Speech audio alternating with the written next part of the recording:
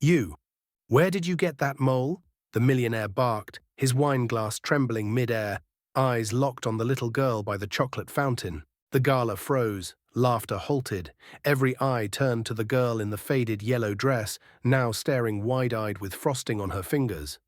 Her father instinctively stepped in front of her, protective. But Victor Langston wasn't looking at him. His entire world had narrowed to that one tiny mole beneath her left eye. It wasn't just similar, it was identical. Victor, once a marble pillar of poise and wealth, now stood as a ghost of himself, pale and shaking. The whispers began, some amused, others confused. But inside Victor, a storm of memories crashed. That mole, those green eyes. They weren't just a coincidence. They were a trigger. 15 years ago, Victor had loved a girl named Marissa. Poor, radiant, fiercely independent. She was everything his cold corporate world wasn't. His father forbade the relationship, threatened disownment, and so Victor chose love. They ran away, built a life in a small apartment filled with burnt toast and laughter. Until one morning, she was gone. No note, no call, just a necklace with his initial and the haunting scent of her perfume. He'd searched everywhere, detectives, flights, false hopes. Then nothing. Time numbed him. Business became his escape. He built empires, crushed rivals. But Marissa's absence remained the one mystery money couldn't solve. And now, this girl, this child, stood with the same green eyes. The same mole, a living echo of everything he'd lost. He knelt down, voice dry and shaking. "What's your name, sweetheart?" The girl blinked and said, "Lila." The name struck like lightning, Marissa's favorite flower. Victor's heart slammed against his chest. He turned to the man beside her, the so-called father, words catching in his throat. "Who's her mother?" The man eyed Victor warily, confused but honest. "Marissa, she passed away 7 years ago." Victor stumbled back as if struck. The world tilted, passed away. She hadn't left. She'd been taken. Silenced, lied to. And this child, was she his? He looked up, desperate. "She never told me. She vanished. I searched everywhere." The man hesitated, eyes softening. "She said Lila's father left before she was born, but she kept a gold necklace with a V on it. Said it helped her remember who she used to be." Victor's eyes burned. The necklace. The same one he gave her the night they first kissed beneath the city lights. This wasn't a coincidence. Someone, maybe his father, had separated them to protect the Langston name.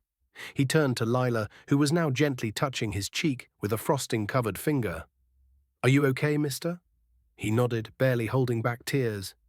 "I think I just found something I lost a long time ago." He rose slowly, turning to the man. "I know this is insane. But please, could I spend time with her? I need to know her." The man studied him, looked at Lila, and after a long pause, nodded. "She deserves answers too." Later that night, Victor sat beside Lila under a starlit sky, the chaos of the gala long forgotten. She talked about puzzles and how much she hated peas.